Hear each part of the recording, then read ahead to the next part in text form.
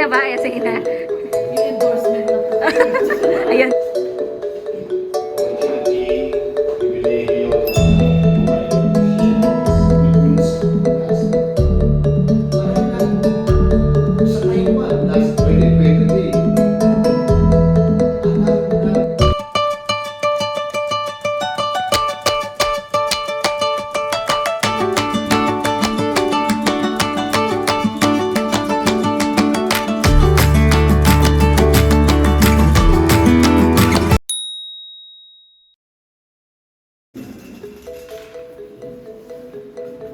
Morning, Brother Ryan.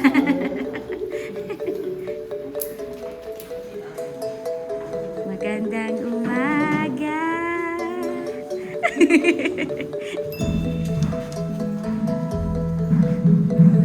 Totoo na yan. Yes.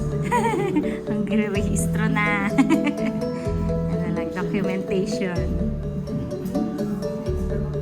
Yes, na-inspire ko na. Marami na.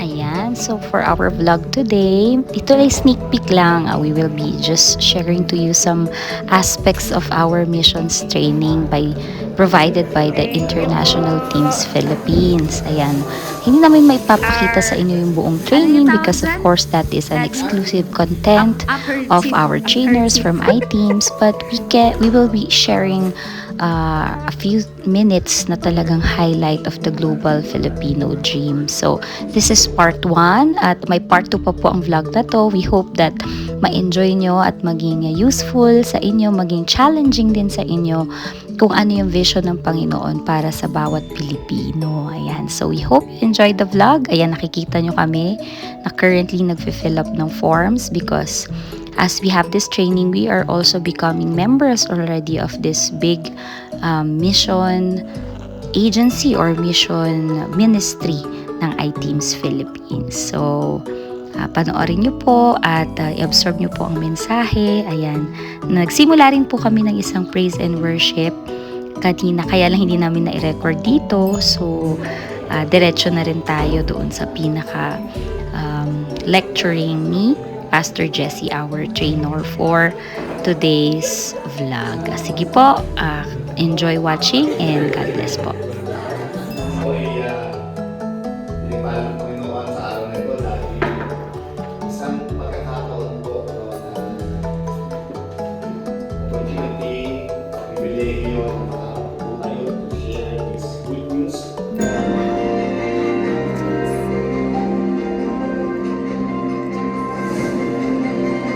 What we are witnessing can never ever be the word of man. This can only be attributed to an Almighty God who is. The land is extremely fertile land, blessed with 2 seasons, rain and dry, for the whole year. It's our nation. Paano ito na-connect yung mga Pilipino na umalis sa ibang bansa para mangyayari talaga yung purpose nila sa bansa natin Pilipinas? Anyone? Na-discuss na natin natin. Parang review lang yun. If the Philippine Church will, yung mangyayari yung purpose niya, if the Philippine Church will what? Na ma-share ang gospel sa bansa. Kung ang mga churches ay magkakaisa na ano? Mag-spread ng gospel. Mag-spread ng gospel, mag-send ng missionaries sa iba't ibang bansa. Mangyayari yun na pumalat ang salita ng Diyos at mahayag ang salita ng iba't ibang bansa. Amen? Kailangan part tayo. No? Hindi na pwede, kami lang. Hindi, dapat magkakasama tayo mga kapatid. No? Iisa tayo. Kaya mapahalag yung mga pastor, yung mga members na ang pastor, ang kanilang vision ay mas send out yung mga members nila sa iba't ibang bansa. Hindi natin kailangan pala yung tapos bubuuin natin dito sila. Si Jesus Christ, meron ba kayong naalala sa kwento niya? Si Jesus Christ nagtayo siya sa sariling church, tapos tinipon niya lahat na dito tayo, tap-tap tayo dito. Di ba? Saan mo siya makikita? Nasa labas. Sa bagat, sa disyerto, saan. Doon siya vision ng gospel, pero hindi sinabi, dito kayo sa church natin. Amen? So yun ang purpose natin. Okay, kaya nga again, Training ground to, mga kapatid. Training ground. Magkapalakasan tayo dito. Amen. Amen? Para madami tayo nila sa iba't ibang bansa. So now, the prophecy to the Philippines. So, the prophecy is a statement that tells what will happen in the future. Kung ano mangyari sa hinaharap ng prophecy. It is a message inspired by God. Galing sa Lord to, hindi galing kay Madam Audrey, sa palipatay na yung sino mang manghuhula, no? Galing sa Lord. A divine revelation is something that is declared by a prophet. And a divine inspired utterance or revelation. Nasa Bible naman talaga yan, mga kapatid. Masulat. So, this revelation states that there is an important future event that is divine nature. Saan kayo tinawag ni Lord? Nandun yung pagkakalat. Amen. Amen? Yung ibang mga missionary, pilit na silang bansa, maganda. May hirap na hirap sila. Hindi ko lang tinawag ni Lord dito. Balik na ng Pilipinas. Kasi sila nakinig. No? Nakinig kayo sa Lord. Hindi kami mag-dictate kung saan kayo pupunta. Kundi, nagkinig ni Lord, pakikinggan ninyo. Amen. Amen. Dahil kung saan kayo tinawag, nandun ang pagkapala ng Panginoon. Amen. Yun po, no? So the prophecy, the prophets and messages come from different parts of the world. Thus say the Lord, you, O Philippines, na-prophesy tayo. Sino ba nakakaalala ng prophecy niyo? Si Jacob. Ayun, kilala si Jacob. No? Sabi niya, you, O Philippines, were chosen by God to bless the nation of the world. Philippines, you will be a missionary sending nation. Amen. Amen. Philippines will be a missionary sending nation. Amen. Tayo na mismo ang gagamitin ni Lord, no, ang bansa Pilipinas, para padala sa iba't ibang bansa. Nalaman mo kanina sa history, mga Americans pumunta sa atin para mag-mission. And now, tayo na kayo ng tinawag. Wala na mahalos na dito. Tayo na mismo eh. No? Kaya, huwag kayong matakot, mga kapatid, kung may mga balitan, sasakop tayo ng bansa, magulit tayo. No! Bakit? Masisira yung prophecy. Kasi pag biro tayo, ginera tayo, mamamatay tayong lahat, eh sino na yung missionary? Wala na! So, makakuwatan natin ng Lord, may promise ka sa amin. Lord! Pwede kaming bunawin. Dahil pinatalamadala mo kami sa iba't ibang bansa. Pag nangyari, kinasasabi nila, sino na? Wala! So, mangyayari ang promise ni Lord sa atin. Amen. Amen? Sabi mo sa sarili mo, ako yun. Amen? So, the plan has been revealed to the elect. It is now just a matter of time when the prophecy will come to pass. The time when the messages will become an actual event. The appointed time when the revelation becomes a reality. The time when the events will show to all the full glory of God. Mangyayari at mangyayari ang promise niya. Amen. So, lalabaw natin kanina. Yan, the Kairos moment, ito na yun eh. The moment, it's a Greek word meaning the right, critical, or opportune moment. Yes. This is the word moment. This is The the final test. Kaya tayo, no? Ito na talaga yung pagkakataon nyo, mga kapatid. Panahon nyo na to! Ito na ang panahon nyo! Amen? Eh dapat susugod tayo, mga kapatid. Again, sabi ko sa Habakkuk 2:3, for the revelation of grace and appointed time, it speaks of the end and will not prove false. Hindi pwede magkamali si Lord. Though it linger, wait for it will certainly come and not delay. Since this is now, your opportune time, your moment now. No? There is a time appropriate for the revelation. It is divinely set and known only by God. The certainty of fulfillment was made clear and established. Walang pwedeng sumira dito. Pag si Lord ang nag-ayos, ang gumawa, nagplano, hindi ko pwedeng sirayin kasi naman. At hindi pwedeng hindi matuloy. Mangyayari ang Panginoon. Amen? And this prophecy will be fulfilled through you. Walang ibang kikilos nito kundi tayo mga Kristiyano. Hindi natin pwede ipasa sa iba. Aangkin natin itong prophecy nito na tayo gagamitin ni Lord. Amen? Ito, yung prophecy ni Lord sa Israel, basahin natin. In Exodus 3:16 to 17, at Elsa, pakibasa ko.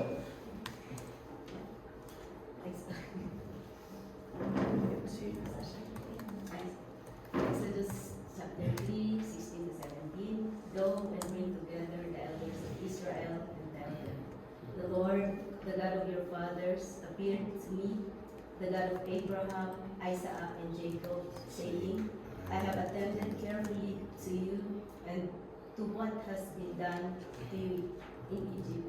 And I have promised that I will bring you up out of the affliction of Egypt to the land of the Canaanites, Hittites, Amorites, Perizzites, Hivites, and Jebusites, to a land flowing with milk and honey. Ganda ng plano ni Lord sa bansang Israel. Makakapunta sa ibang bansa sa promise land, di ba? Ito po yung divine plan ni Lord sa Israel. To bring them out of their slavery in Egypt. Yan ang prophecy. To bring them out. And then, to bring them to a land flowing with milk and honey. Makakalaya ka at makakarating ka doon sa milk and honey. Amen? Sa lugar na kung saan sagana. Amen? So yung promise sa kanila. So God spoke to Moses. Numbers 13:1-2. The Lord spoke to Moses, send out men to investigate. Sabi ni Lord, makakalaya sila. So ang ginawa ni Moses, nakalasa sila. Sabi ni Lord, send out. Diba? Send out men to investigate the land of Canaan, which I am giving to the Israelites. You are to send one man from each ancestral tribe, each one a leader among them. Pagpadala ka ng mga tao doon na pwede mag-spy sa Canaan. Ito na, mag-spy na sila. So Moses sent 12 chosen men to spy the land. Pakibasa nga po, Kuya Ryan. Anong sabi dyan? Nagpadala siya ng spy? Hindi po Spice Girls, ha? Spy lang. Spice Girl. Numbers 13, verse 17 to 20. When Moses sent them to investigate the land of Canaan, he told them, go up through the Negev and then go up into the hill country. Verse 18, and see what the land is like, and whatever the people live in it are strong or weak, few or many, and whether the land you live in is good or bad, and whether the cities they inhabit are like camps or fortified cities, and whether the land is rich or poor, and whether or not there are quarries in it, and bring back some of the fruit of the land. Now it was the time of year for the first grapes. Okay, send out siya. Thank you, Kuya. Nag-send out siya ng 12 spies. Ito po, obserbahan ninyo kung mahirap nga o mayaman yung lugar na yun. Tingnan nyo kung maganda doon, sagana ba talaga? No? Pinapunta niya at magdala kayo ng mga pwede butas na makikita natin. Okay nga talaga sa lugar na yun. Ito po. So now, ito na. They told Moses, we went to the land. Ito na yung report report to the 12 spies. Ito report to 12 spies. No? But when the men who had gone up with him said, we are not able to go up against these people because they are stronger than we are. Then they presented the Israelites with a discouraging report that the land they had investigated, saying, the land that we passed through to investigate is a land that devours its inhabitants. All the people we saw there are great stature. Mga higante, malalaki. We even saw the Nephilim there. The descendants of Anak came from the Nephilim, and we seemed like grasshoppers both to ourselves and to them. Moses, para lang tayo matipaglong doon. Pwede tayo nilang patayin natin, kakayanin yun eh. Yun ang report nila. And sabi po dito, then all the community raised a loud cry, and the people wept at that night. And all the Israelites murmured against Moses and Aaron. And the whole congregation said to them, if only we had died in the land of Egypt, or if only we had perished in the wilderness. Why? Why has the Lord brought us into the land? Ito na, nagreklamo na sila. Buti pa doon sa bansang Egypt, kahit nalila tayo, nakapakain tayo dito, gutom, Moses, gutom. At pumapatay pa tayo doon. Ako, gusto na, napoy sila nila, balik tayo sa bansang Egypt. Ito ang problema sa atin, mga Kristiyano. Reklamo tayo, reklamo. No? Alam niyo ba kung ilang days dapat sila nasa Egypt? ay nasa promised land. Sino nakakaalam? Mm. 11 days. Pero ano nangyari? Umabot ng 40 years. Imagine, sobrang reklamo. Grabe na. 11 days lang, punta na natin. Pero dahil sa naging inarte kayo, umabot tayo ng 40 years. Supply sa Lord lahat. Pagkamainit na yan, pillar of clouds. Di ba? Para may hilig. Pagka sa gabi, may pillar of fire. Para may ilaw at mainitan sila kasi malamig at time. Nagreklamo pa rin. Nagpadala si Lord ng mga pagkain. Mana! Nagsawa sila sa mana! Gunawa na sa mana, pinirito na yung mana, inadobo, sinigang, sawa sa mana. Wala na bang iba, Moses? Ayun, dahil sa paniklamo nila, hindi sila matuloy-tuloy. Instead of 11 days lang, inabot sila ng 40 years. Alam niyo ba bakit, mga kapatid, meron yung gigante sa promised land? Pwede namang tanggalin ni Lord yun. Bakit? Kailangan niya gigante. Napupunta natin doon, okay na sana lahat. Pero bakit kailangan higante pa? Any idea? Bakit kaya may higante doon sa promised land? Bakit? Para Test. matest sila.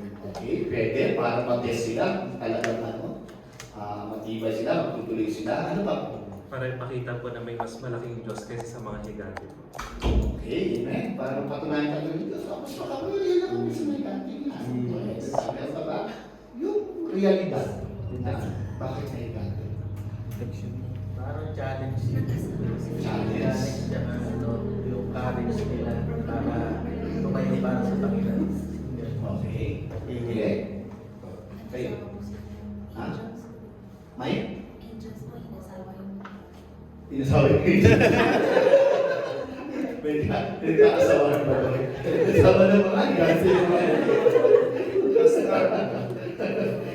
Basta para tayo pa mga Pilipino, maliliit tayo. Pag nag-ibang bansa tayo, malalaking tao makikita natin.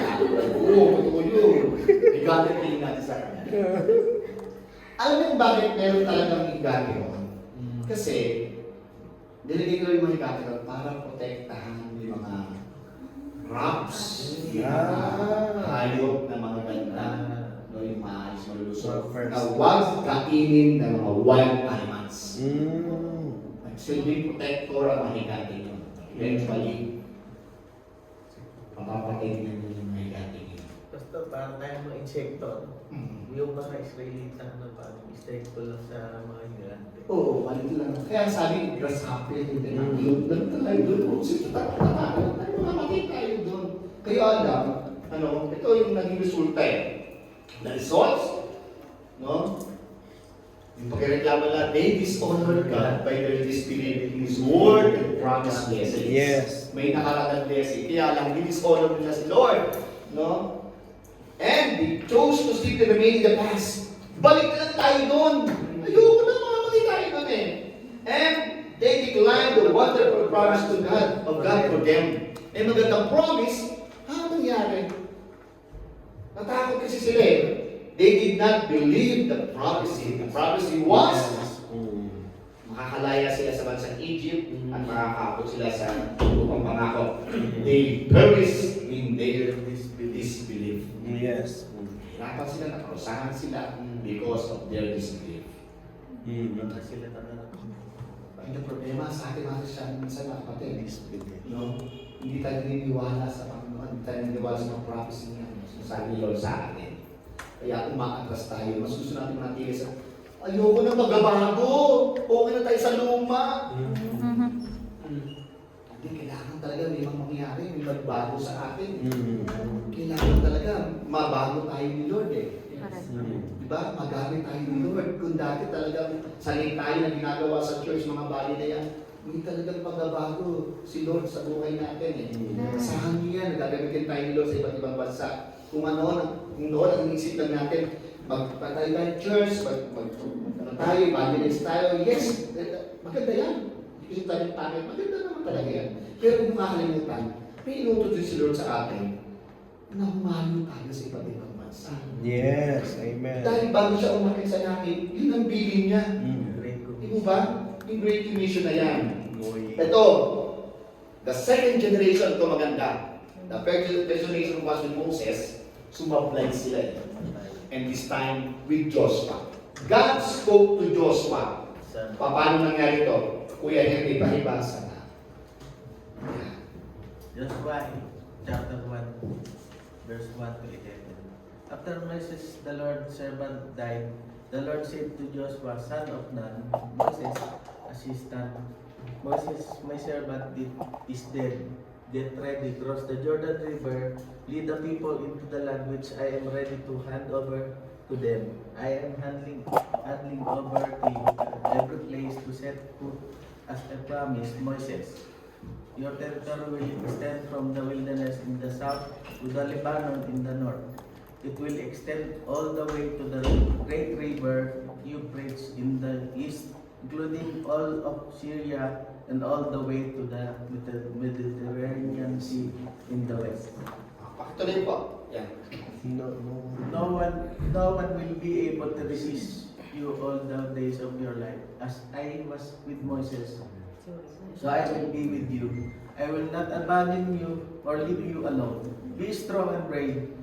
You must lead these people in the conquest of this land that I solemnly promised their ancestor. I will hand over to them. Make sure you are very strong and brave. Carefully obey and all the law by servant Moses charge you to keep. Do not swerve from it to the right or to the left, so that you may be successful in all you do.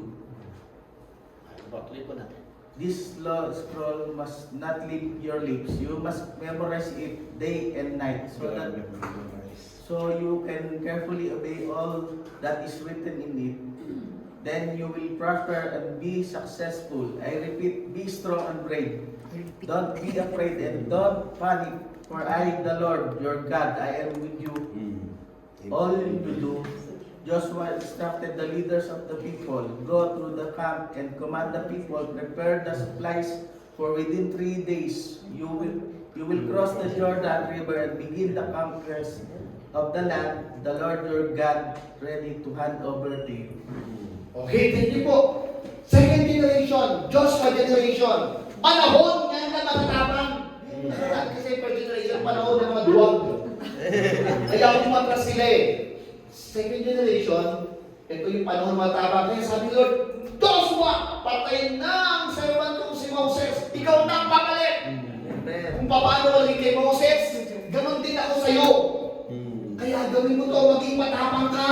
Be strong and courageous. Maging malakas ka, matapang ka. Kailangan makapunta kayo sa promised land. At mga salita ko, dapat nahagi na sa bibig ninyo. Di ba? Meditate ito day and night para maging malakas kayo. Para masunod nyo mga nasulat doon. And then you will prosper and be successful. Again. Sabi ni Lord, be strong and courageous. Maging matapang ka. Hindi ka maging duwag na dahil ni Moses. Ngayon, kita ka rin mga kapatid. Sino dito mga tapang? Yes. Amen. Ikaw ba dito? Walang duwag dito. Lahat dito mga tapang. Panahon to ni Joshua. No? Di panahon ni Moses. Matapang tayo dito. Amen. Walang duwag dito. Huwag yung isang duwag. Amen. There are 3 things I like in this passage. Una, the death of Moses changed the season. The end of Moses is seen as the start of new Joshua era. Mamatay na si Moses. Panahon na ni Joshua to. The now of God, the Kairos moment. Ito na eh. Ito na yung pagbabago talaga eh. The Kairos moment. Opportune time. Pagkakataon na ni Joshua. And this is now your Kairos moment. Pagkakataon mo na magpakawalan. Amen? Panahon mo na. And the command assurance God fulfilled His promise. Amen. So itong the new generation, the new season of faith has come. Amen. The new season of faith has come. No? And the strong and courageous generation, panahon ng mga malalakas at matatapang. So walang duwag. And the appointed time for the promises to be fulfilled. Ang kanal ng fulfillment sa promise ni Lord. Amen? Ito yung challenge sa atin. It was their Kairos time. Ano ko nila yun eh? Your take on is to experience the same thing. Kung paano naranasan ni Joshua, dapat maranasan mo rin yun, kapatid. Maging matapang din kayo at maging malakas. It is our Kairos moment, the appointed time. Panahon na natin to. So make a step of faith. Hindi ba pwedeng walang pananampalataya eh. Hakbang talaga natin. Hakbang ka sa pananampalataya mo sa ating Panginoon. Amen? Amen. So let's proceed up with the Great Commission. Ito na. Ito kinakabangan natin dito eh. Yung Great Commission eh. Kung panahon mo na to, this is now your time para i-apply yung Great Commission na yan na binigay sa atin ni Lord. Amen? Ito ang mandato ni Lord sa atin. Kuya, sino ba ito? Kenny Lee. Ay, may pala ito. Kasi una lahat si Kenny na babae. Okay. Kaya nga, isang pangalan na pinapanggit ko. Matthew 28:20. Atin pakibasa. Then Jesus came to them and said, All authority in heaven and on earth has been given to me. Therefore, go and make disciples of all nations, baptizing them in the name of the Father, and of the Son, and of the Holy Spirit, and teaching them to obey everything I have commanded you. And surely I am with you always, to the very end of the age. Amen. So ito ang mandato ni Lord. So the instruction of the resurrected Jesus Christ to His disciples to spread His teachings across the world. Hindi lang ito sa ating barangay, hindi lang sa baryo, hindi lang sa Pilipinas, kundi sa buong mundo. Amen. So, Jesus is expecting the apostles and those who follow Him to do in His absence. Kung makita si Lord sa langit, nag-iwan siya ng mandato sa atin. Hindi lang sa mga apostol niyon, kundi sa lahat ng mga Kristiyano. Diba? And there are six items highlighted from this verse. Kung mapapansin ninyo. Una, the authority. Yung authority na yun na binasa natin. Sa manungkaling authority, it is something that is beyond any authority that can be found on earth. Wala kang makikita klaseng authority ng ganyan. No?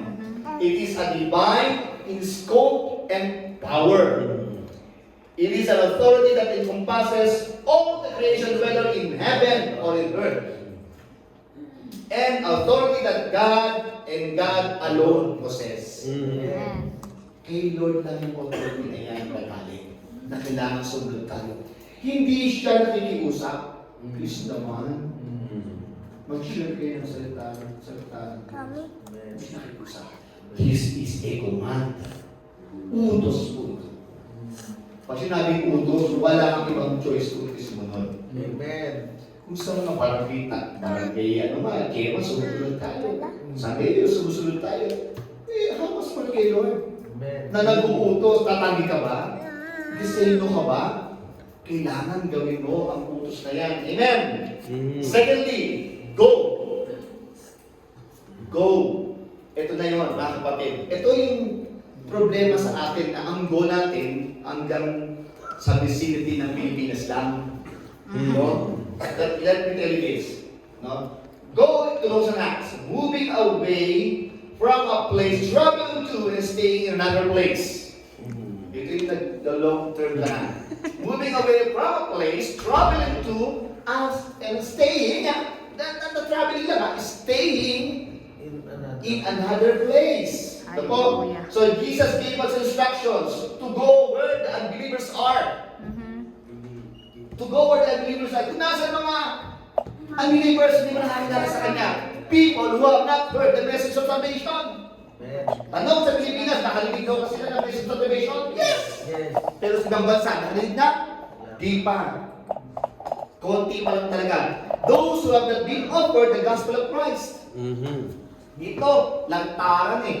Street evangelism, crusade, kung ano-ano, may mga radio station pa tayo, na pwedeng pakinggan. maaabot sila ng gospel. Pero sa ibang bansa, sarado talaga. Wala. Sila ang kailangan natin puntahan. Tingnan nyo ito mga kapatid. Ito ang maganda eh. Remember this term, the 5 largest non-Christian believing groups. Ito yung target natin. 5 largest non-Christian groups. Christian believing groups ha? Non-Christian believing groups. First, the tribal. Tama, TSUMB. First, the tribal. Wala yan sa manual, dinagdag ko lang po para mas maintindihan natin. There are 476 billion worldwide, and the object of worship are things of nature. In the Philippines, they worship Anito at Bata. Imagine, 476 million worldwide. Grabe. Ang dami. Ang dami na. Mga tribo yan, yun yung kumakain ng mga tao. Oh, cannibals. Cannibals. Grabe. Dito gusto mapadala dyan. Oo, akala ko matamang kayo. Parang nagulong na. Nagulong na. Depende. Dami, no? Dami, punta tayo. Pulutan ka dyan. Pero, kailangan nila makinig sa salita ng Diyos. Amen. Amen? Amen. Another thing, another one is the Hindu. An Indian religion with various of gods and goddesses. Third largest, 1.2 billion followers.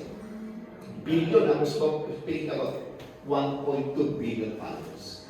Hindu, napunta na ako dyan sa, marami dyan sa Indonesia. Hindi ba Indonesia? Grabe! Sa bawat lugar, kung sa atin, may ng mga puon-puon na Sister Mary. Doon, di ba? Ang mga itsura, nakakatakot talaga. Ultimong daga, sinasamba. Unggoy, klase ng hayop. Ang dami yun. Gods and goddesses. Mga siguristero ngayon eh. Pag sumabay isang Diyos na, meron pa kami maraming Diyos dito.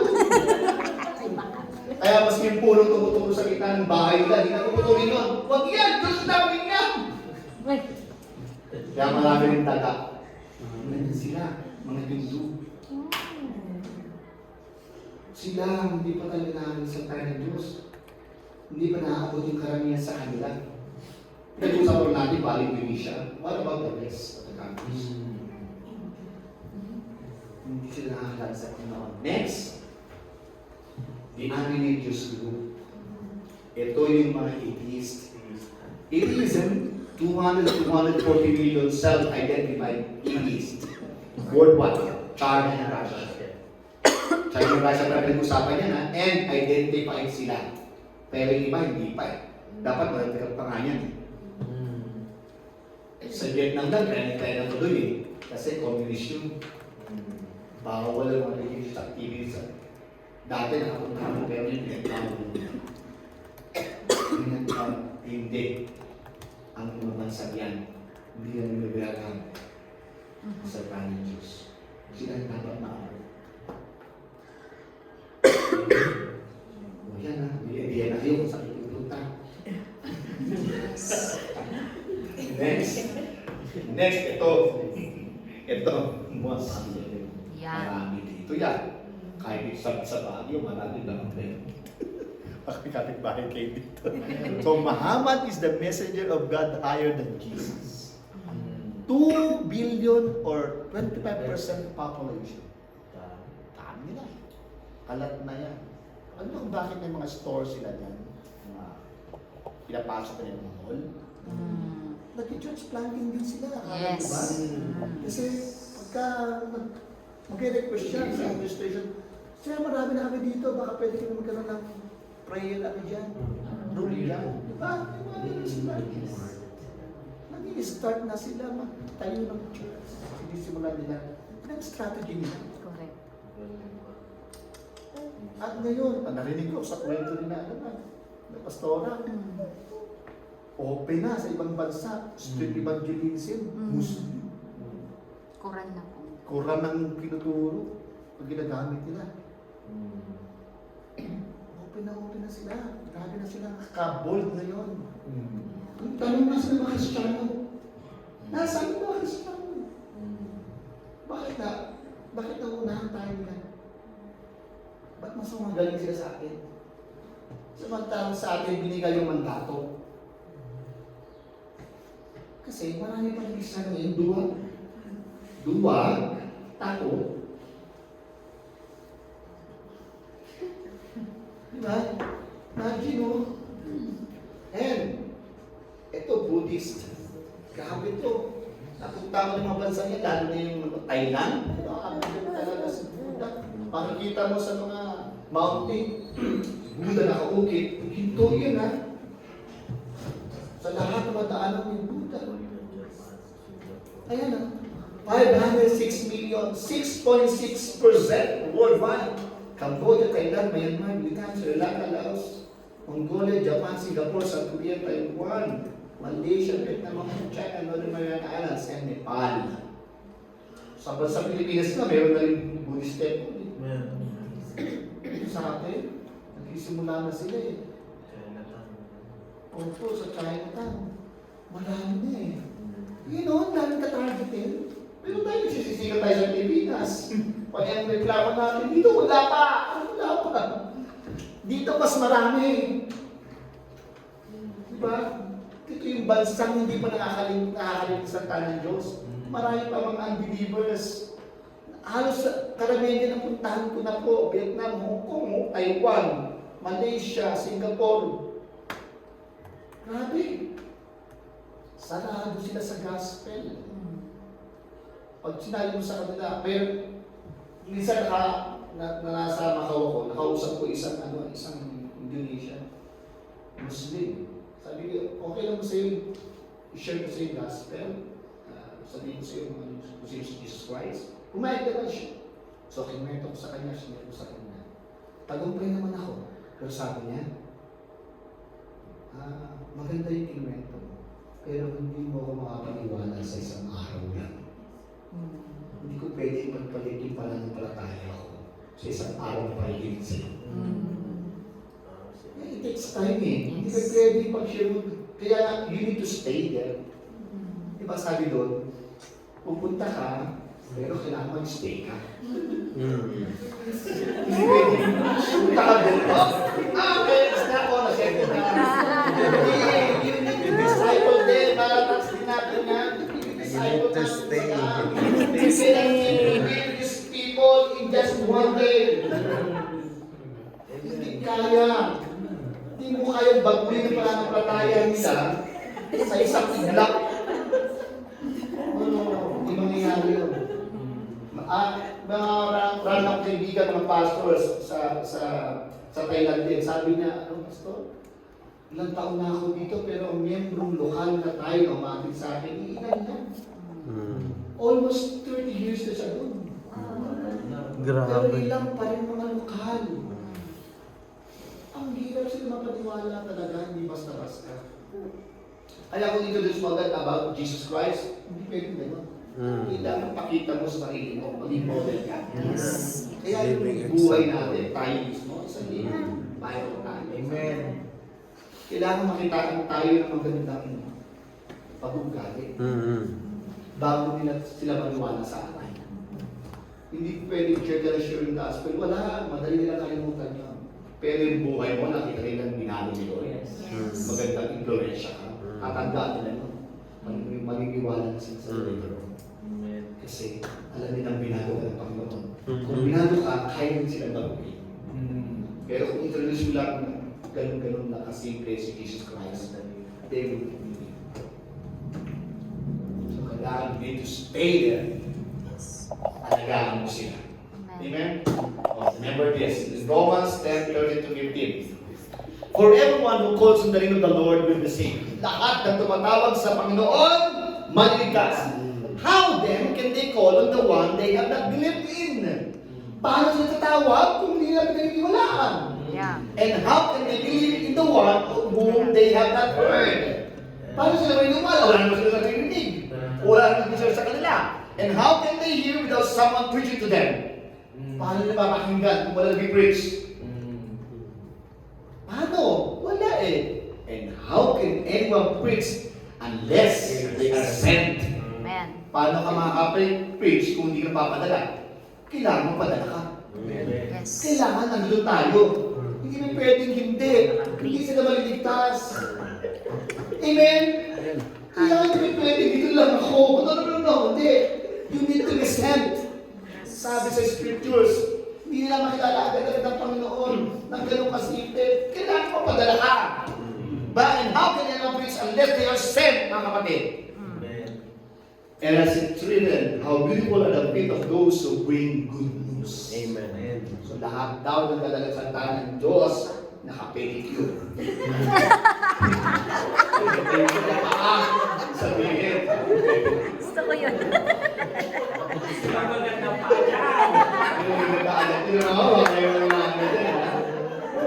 Patay na. Hindi nga sa akin. Big natin. Kaya bago accept natin, dala natin ang salvation. Amen. Iwan natin sa kanila yung kapatid. So kayo, lahat ng bansang nakakapag ninyo, pupuntahan ninyo.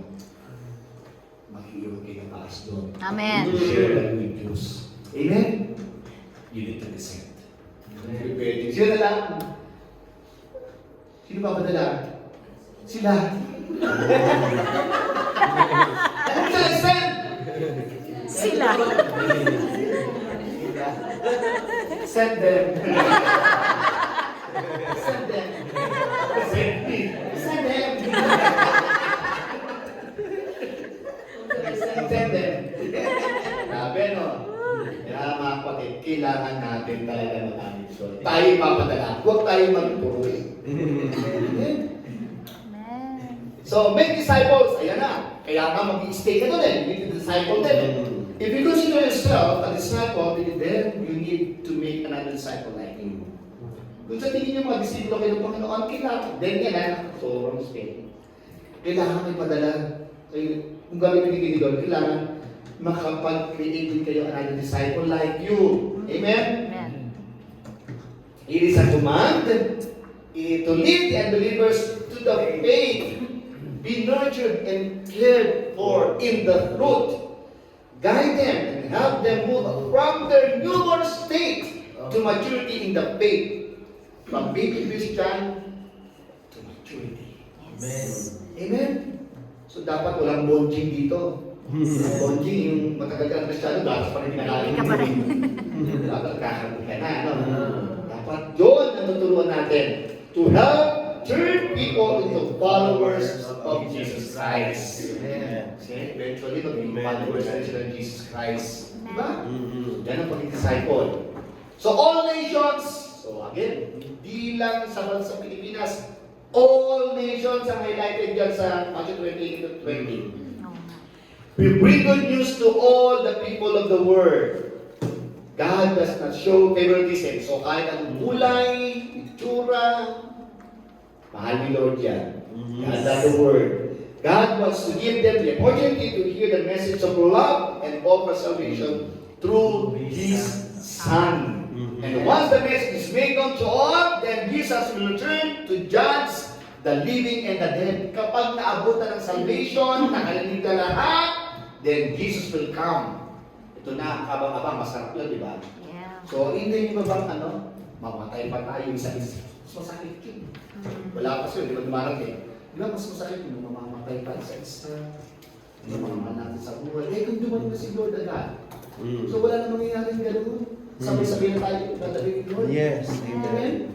So, dapat pagtulong-tulungan natin ito, mga kapatid, para makonvince natin ng Diyos ang mga nasa langit. Sige, Lord, pababayin mo si Jesus Christ. Pag nangyari na spread ang gospel.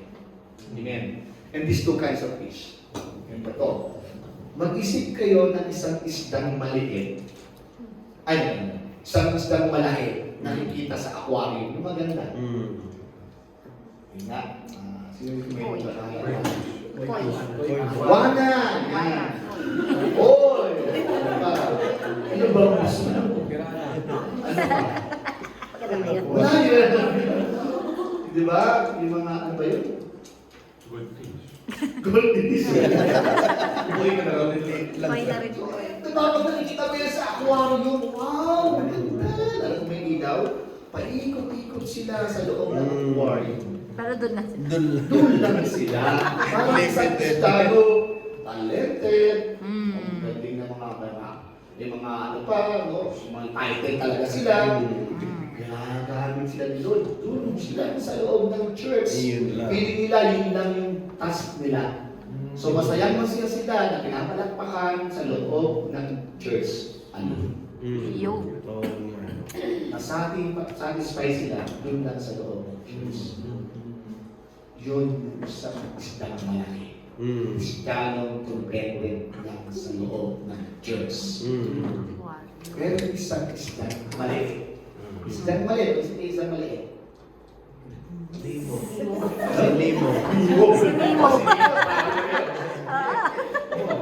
Yan talaga. Si Dory.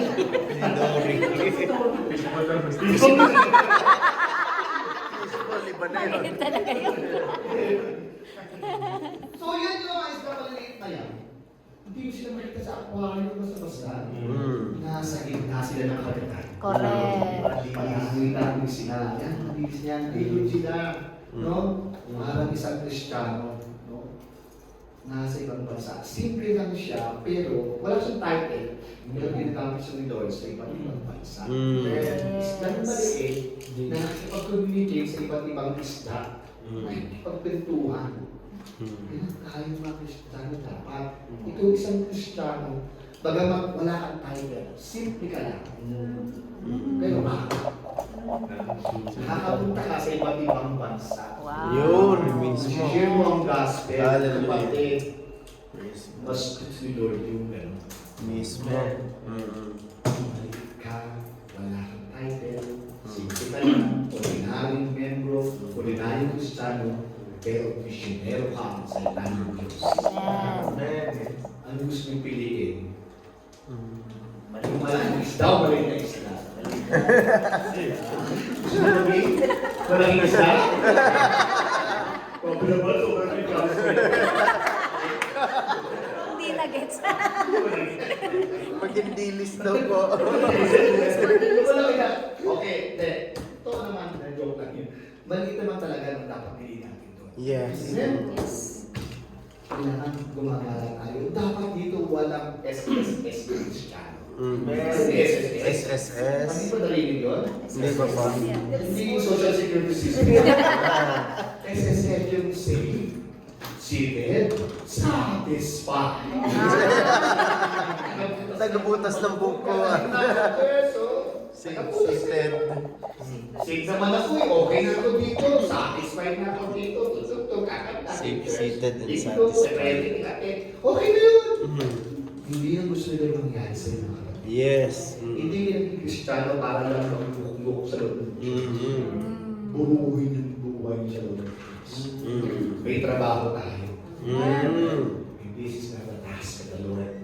Yes. Amen. We should go to all nations. Yes. To all nations, mga kapatid. Hindi lang sa isang klase ng bansa. Isang bansa. Sa lahat ng bansa. Amen? Dapat tayo parang isda maliit na handang lumangoy sa pinakamalayong lugar, pinakamalayong karagatan. Amen. Ganyan tayo mga Kristiyano. Amen. Amen? So, wala nang SSS dito? Laging absent. Kaya na natin, punto ng visit namin. So, yun na nga, Pastor ba, pwede ako lang. Tapon na lang. Pwede itong dahil kahit ako lang, alam mo may kasama. Alam mo may kasama. O sige, wala, pwede naman. So, ginawa namin. Pumunta, may sa Angat kasi, sa Bulacan, maraming sweet, doon, ilog. Ilog nila ako sa ilog talaga. Siya lang mag-isa. Alam mo, palagi pala sa ilog. Nanginginig siya. Takot talaga. Sa Hanggang sa bathtub nilulubog. dapat. Nahirapan nga ako ilubog eh. Kasi mababaw yung ilog. Pag ilubog ko ganun, lumalaban. Isa, ayaw. Nakakapin siya ulit. Ulitin mo yan. Pangalaw, tinanong ko, pangatlo, nilubog na ito. Tapos, dinanong ko ng tubig para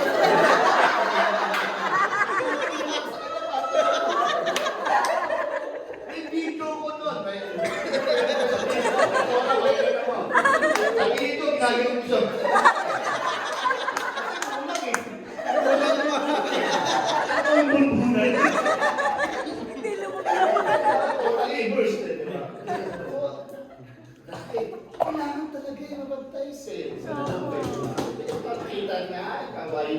talagang miyembro. It opens the door to the baptized trials and difficulties. Kahit may problema, pagsubok, kasama mo si Lord. And His presence will be the one who raised, felt in those times when our hearts feel dry and empty.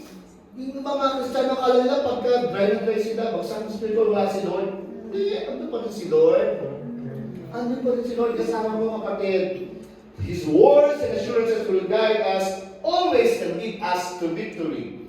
And we will reach the end of the race as winners, all because of God who is in us. Amen. Amen. Kasama natin si Lord. Amen. Amen. You still remember yung footprint in the sand?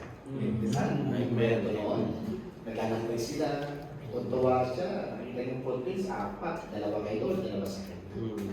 Pero, dumating pang suko sa buhay niya. Nakita niyo, bakit? Isa na lang. Isa na lang. Ang lalak, di ba?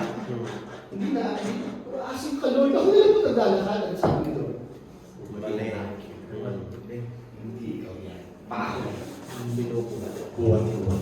Yes. Ganun si Lord kamahal. Ganun si Lord magmahal. Amen. Hindi ka iiwanan. Kahit may problema ka naranasan, ano man ang pinagdaraanan mo ngayon. Kahit dito ka tawa na kang tawa, alam ko may mga personal tayong problema sa buwan. Pero mga tayo, may mga problema tayo. Natandaan niyo kapatid, kasama mo si Lord. Hindi ka niya iiwan. Never kang iiwan ni Lord. Kasama mo siya. Yan ang masarap na pangako ng Panginoon sa atin. Amen. Kaya kahit humayo ka sa ibang bansa, magkaroon man ng riski naman ang buhay mo, na andun si Lord kasama mo. Amen. Ayaw mo na makikita mo si Lord na?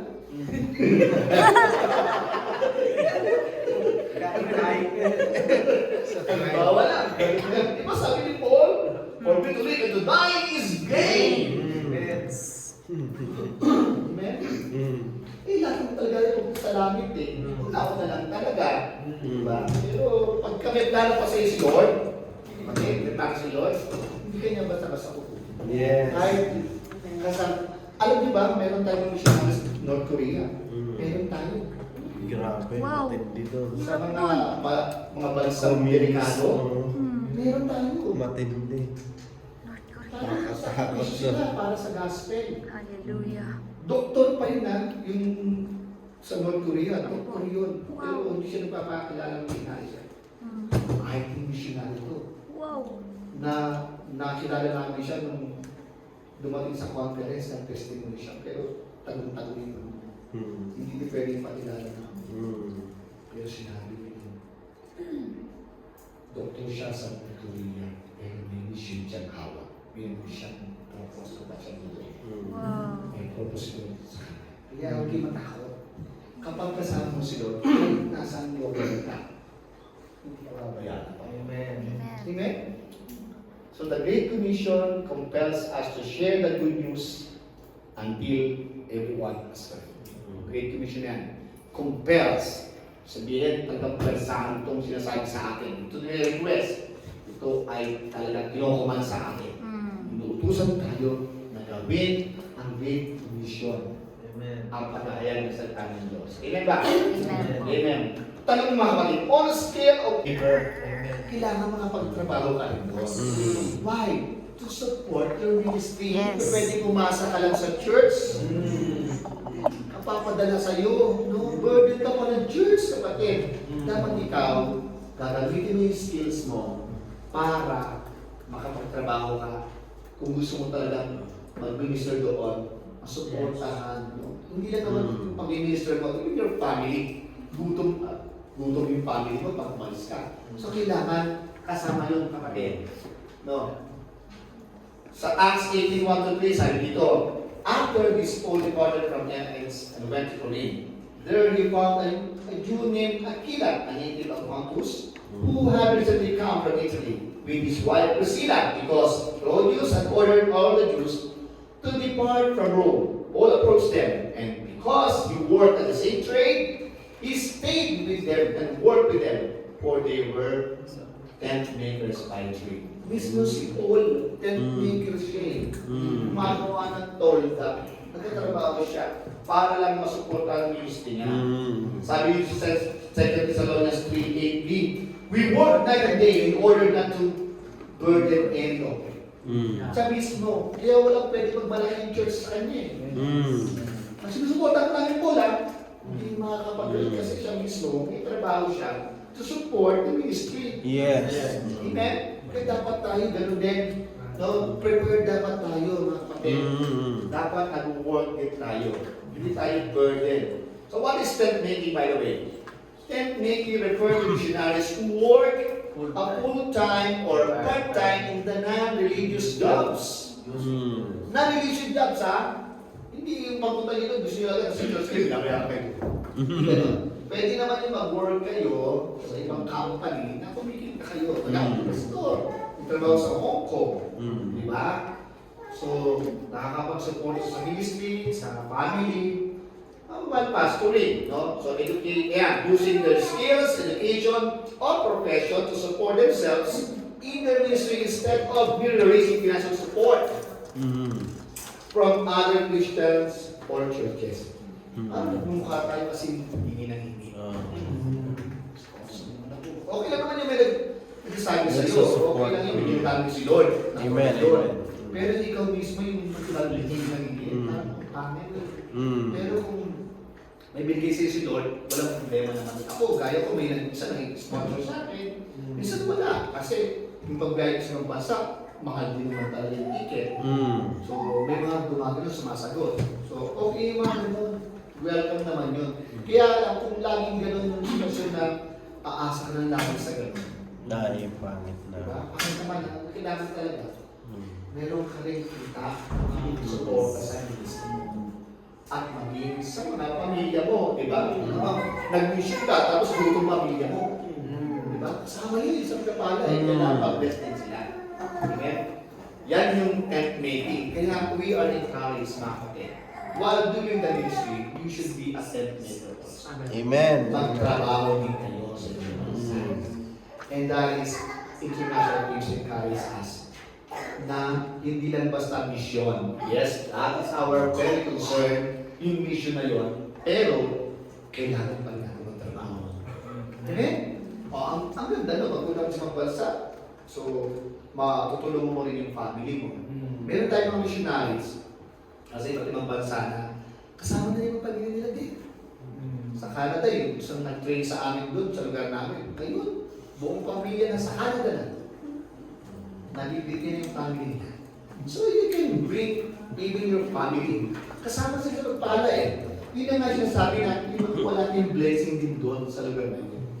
Yes, maraming katira doon na inanda nila lahat. Pero inahanda nila yun para sa atin. Kukunin natin yung blessing. Amen? Tandaan nyo, yung blessing, hindi hinihintayan. Yes. Pinupuntahan. Amen. Amen? Pinupuntahan ng blessing. Pwede nga, wala dati na yun. Basta dati ko, hindi kapatid. Hindi tayo alawang tamad na mayamas lang. Siwat naman. Tama yung puno. Kasi yung mayamas kayo. Kaya din ang pag-inisyon natin. We'll go to nations to get all the blessings there. Amen. Yung blessing doon. Amen. Kapatid. Andun yung pangako ng Panginoon. Amen. Andun yung milk and honey na sinasabi. Amen? Remember again, the place of your calling is the place of your blessing. Pagkakala mo sa katinawag ng Panginoon. And you can do this also. Business as mission. Not only being a tent maker, but also business as mission. Diba yung opportunity yan? Na kailangan din na pwede mong gawin. While doing the ministry, you can put up business there. Yes. What is business as mission? Sabi dito, it is the international merger or unification of business with mission. It is also designed to maximize profit in order to sustain its operational existence. Yes. And generate resources that will be used in running the many processes of mission in the community. It is a profit venture with the aim of bringing the gospel to the people through job creation. If you have business there, Sino magiging employees mo? Yung mga lokal na nakatira doon.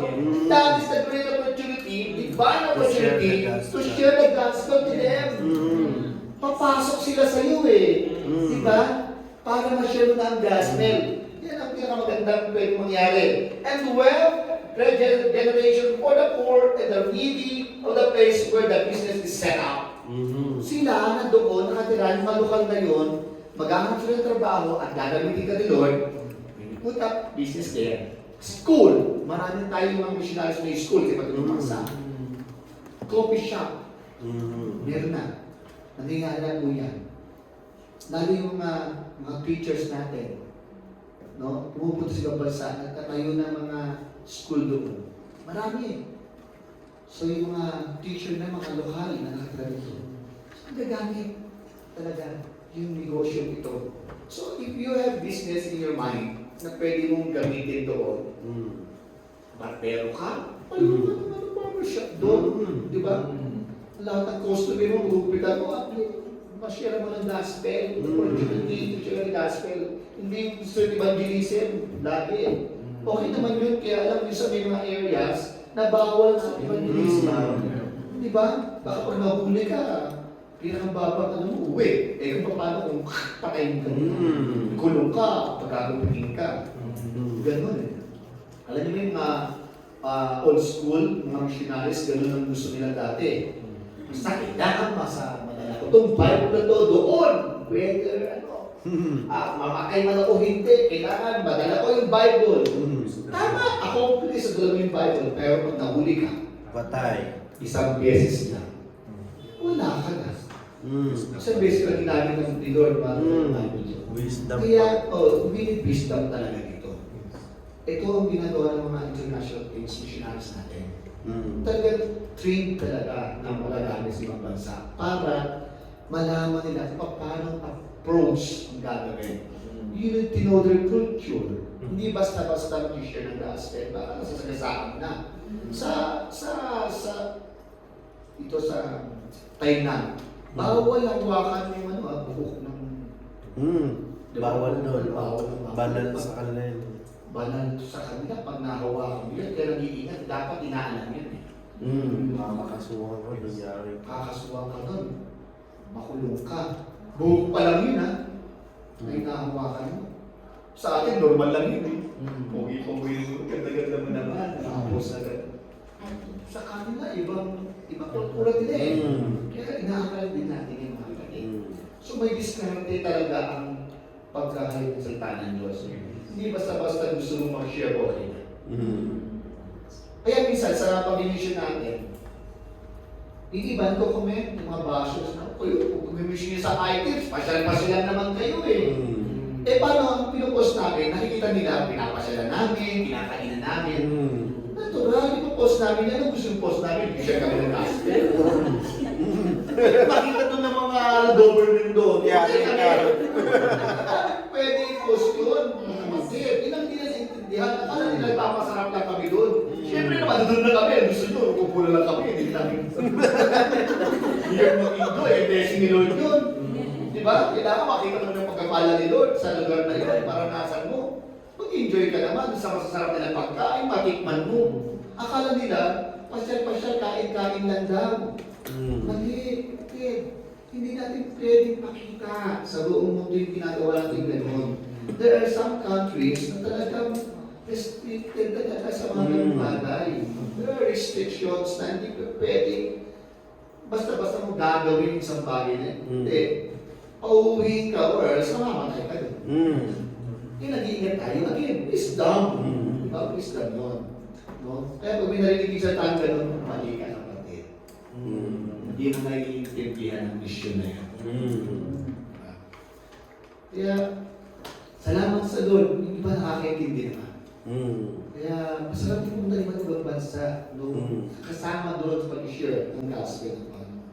Marami na sa Taiwan, last 2020, kung nagpunta ko doon, anak ng Taiwanese, ang mother niya Pilipina.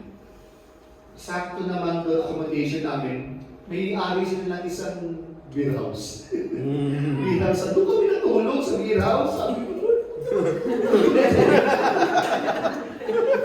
Ang dami namin, oh. Beer Mag-open ang beer house ng alas 6 ng hapon, gabi, hanggang alas 10 ng gabi. So kami mga missionaries, tambay kami muna sa labas. Tulugan na di ba? Hintay namin magsara. Pero nakita ko yung purpose ni Lord. Talaga si Lord, no?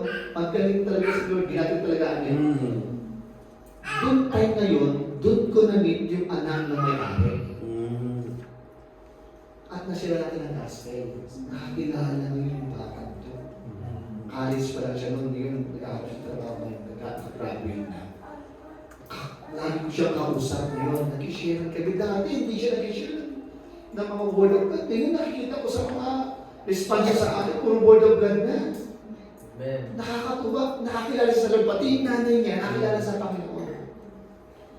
Ginamit ko daw yung pagkakataon na yun, na makakilala sila sa Lord. Praise God. Kahit na kami, para sa tingin namin, pangit naman ang tulugan namin. Matino pa to. Pwede ka ganito, masarap pa eh. Doon, grabe, ang dumi-dumi. Nalatag pa kami minsan ng mga Karton. Karton talaga, pastor. Natural, literal na karton. Hinahalap namin. Tapos, sabi na lang namin ang bumot ko tao eh. Tulog na kami. Pero may purpose talaga si Lord. To save some souls there. Amen? Kaya hindi natin pwede husgahan na i-judge sa kung ano mga pinapagawa sa ating Lord. Yes. Eh, pwede maging ano doon eh. May dahilan si Lord, may purpose si Lord kung bakit ka nasa lugar niya. Kaya kahit saan ka dahil ni Lord, nakakali ko parang hindi maganda. May purpose si Lord kung bakit ka doon. Hindi nga rin doon na wala siyang purpose, wala siyang dahilan. Meron siyang papagawa sa iyo. Ma-amaze ka na lang. Ito pala, banda mo rin makita ng mga realize. Ito pala yung pinapagawa ng Panginoon sa akin. Amen. So, mayroong mga kaluluwang naghihintay. Hinog na eh. Hinog na sila eh. Maraming plenty of harvest na eh. Harvester na lang kulang. Gagapasin na lang natin sila. Yun ang kulang. Hindi ko na ipakita dito yung ratio yan eh. Alam mo, there are billions in 1 billion almost na mga unbelievers. Isang missionary lang ratio. Ilan lang missionaries? Millions. Ang ratio, what? Ano nakakapunta? Grabe no? Konti lang talaga eh. Kaya kailangan natin mag-mission. Opportunities na mission field. Sabi mo sa Leviticus 20:24, but I said to you, you will possess their land. I will give it to you as an inheritance, a land flowing with milk and honey. I am the Lord your God, who has set you apart from the nations. Opportunities, mga blessing na yan sa mission field. You will experience the blessing of the Lord. Amen? With milk and honey. In Proverbs 13:22 says, a good person leaves an inheritance for their children's children. But, a sinner's wealth is stored up for the righteous. Yung yaman nila. Nakaabang lang yun eh. Pero saan mapupunta? Sa ating mga righteous. Kaya ng mga higanting yun sa promised land noon na nagbabantay doon. Pero hindi intended para sa kanila. It was intended for the Israelites, for the Jews, na maranasan nila yung blessing. So then, tayo rin ganun. Pag natin ibang bansa, we will get all the blessings there. Mga kapatid, aaninin natin yun. Mapupunta sa atin yun. In Deuteronomy 28:13, the Lord will make you the head. The Lord will make you the head and not the tail.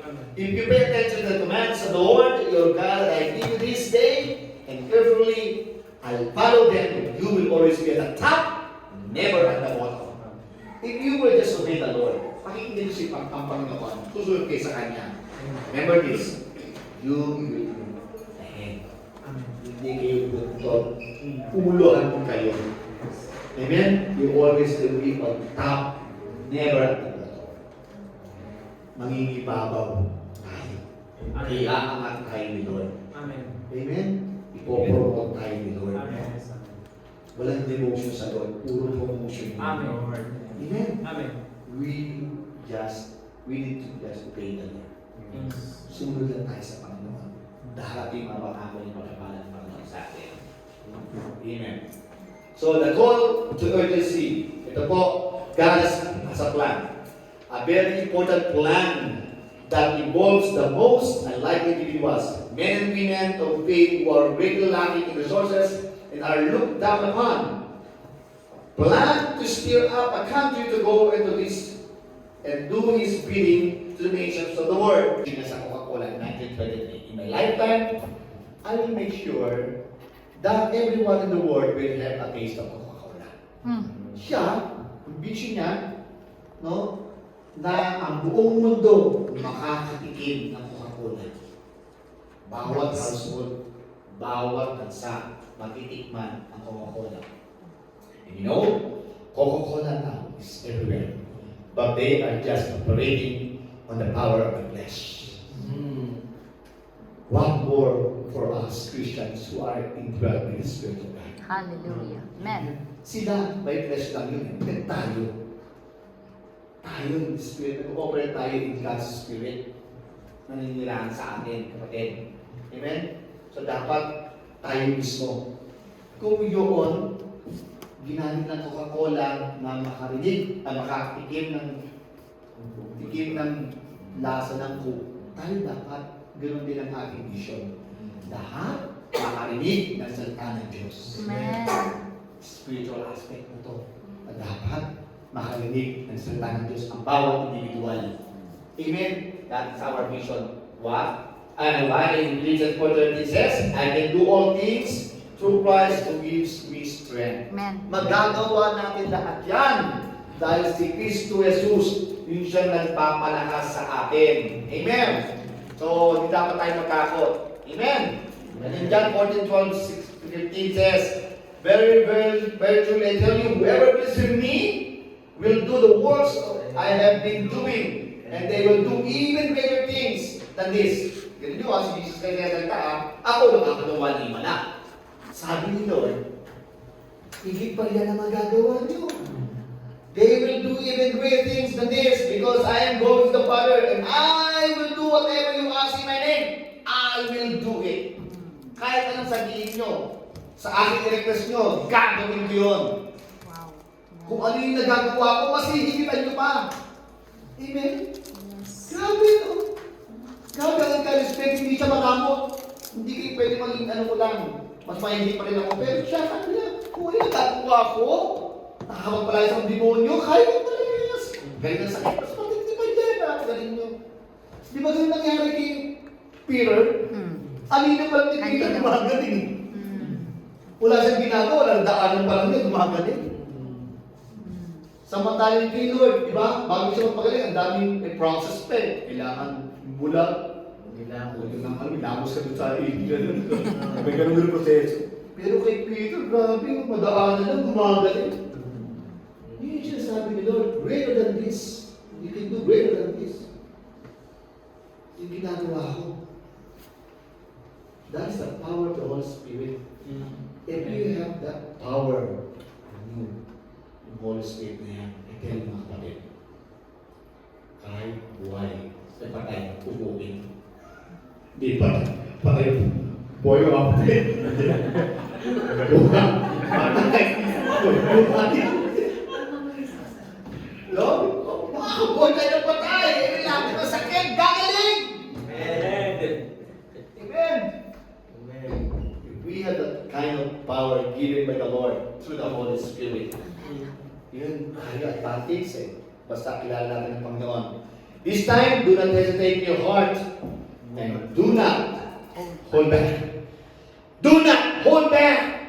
If there ever was a perfect time to doing what you have always dreamed of doing, it is now. Kung meron kayo pinapangarap, kapatid, ito na yun.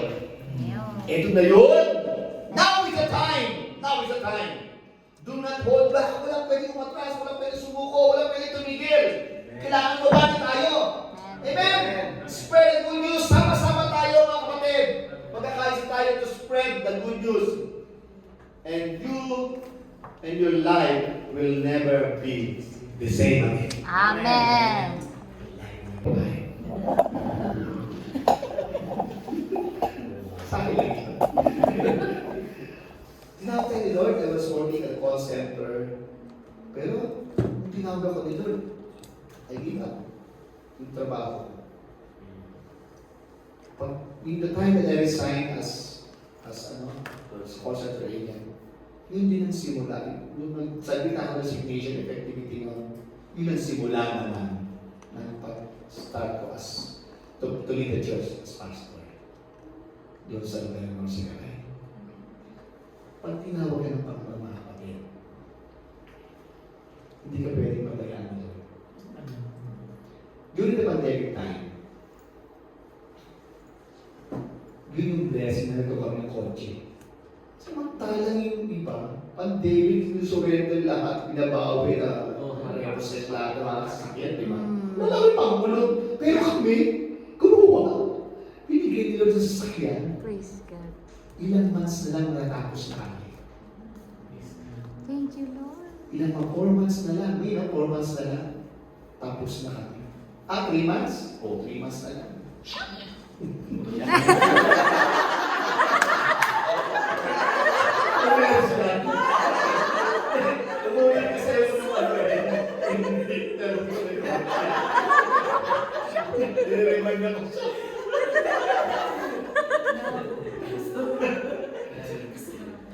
Ganun kagaling si Lord.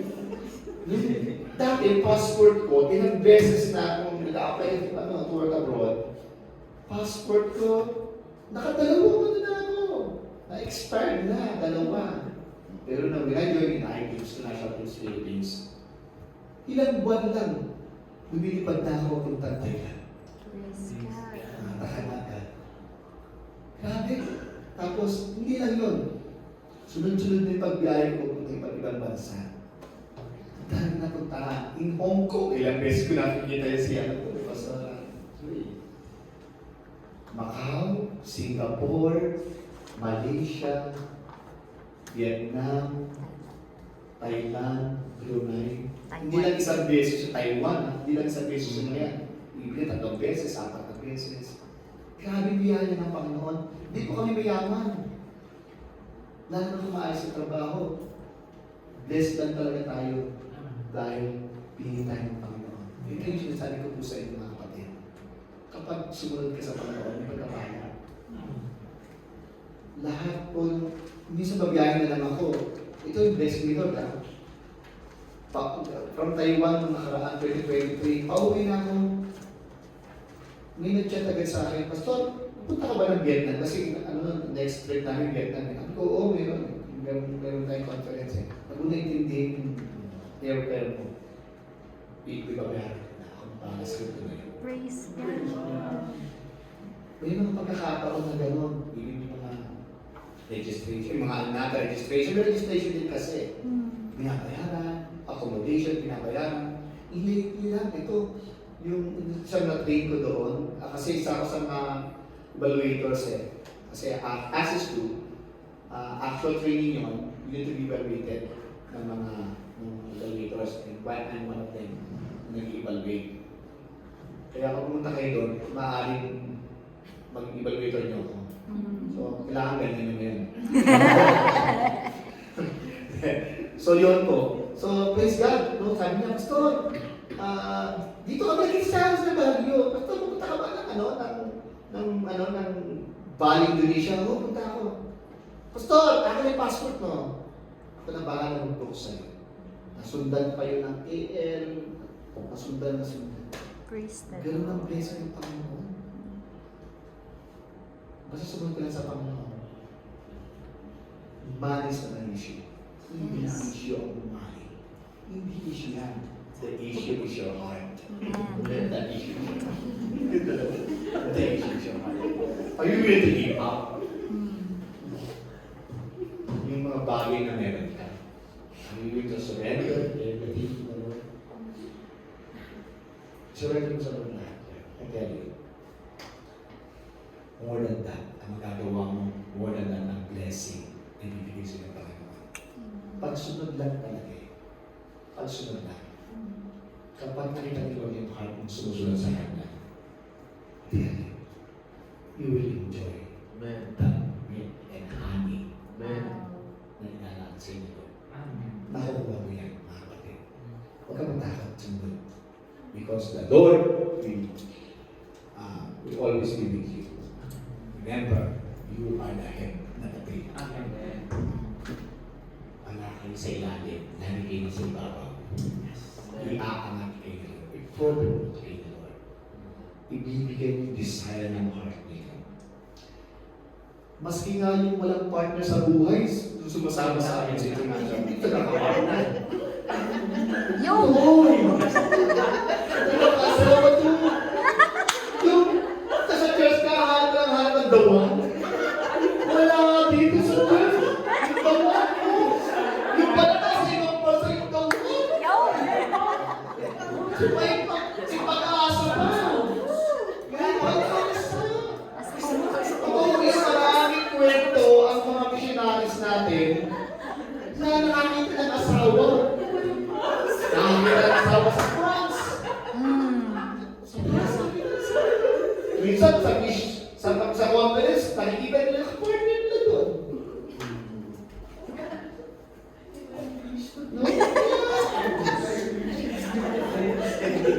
Pag tinawag nila ni Lord, pati yung partner sa buhay, ibigay din Lord.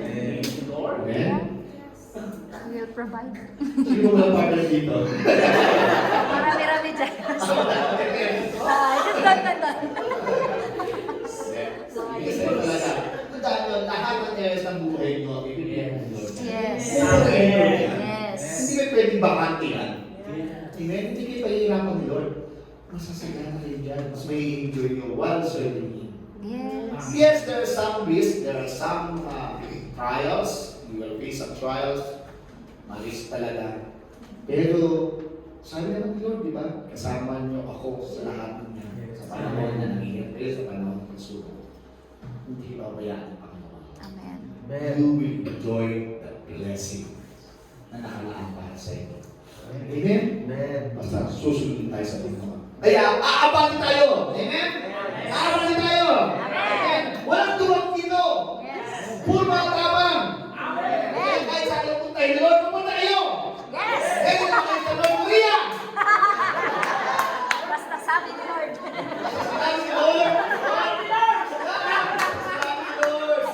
Amen! Sabi ni Lord! Susunod ako! Sinabi ni Lord! Hindi sinabi niya! Sinabi ni Lord! Amen? Dapat, power, na kailangan meron tayong pagsunod sa Panginoon. Amen? Amen. So we will have a last break. So, tapos na po tayo sa isang book natin. Na Global Civic Dream. The next is the Access 1. And dyan talaga yung mga requirements, mga kainaan natin, mga rules about international team Philippines. Yan, maiintindihan nyo talaga. Paano maging isang misyonero? Ano ba talaga ang mission, vision ng international teams? Ano ba talagang belief? Ano ba standard na kailangan dito? Ano ba ang statement of faith? Ano ba ang dapat natin maging attitude towards this during this mission? Amen? So, let us close in prayer. Sino naman So that ends part 1 of our vlog. Abagan nyo po ang part 2 para po marinig nyo rin ang sneak peek ng Access 1 training. God bless everyone!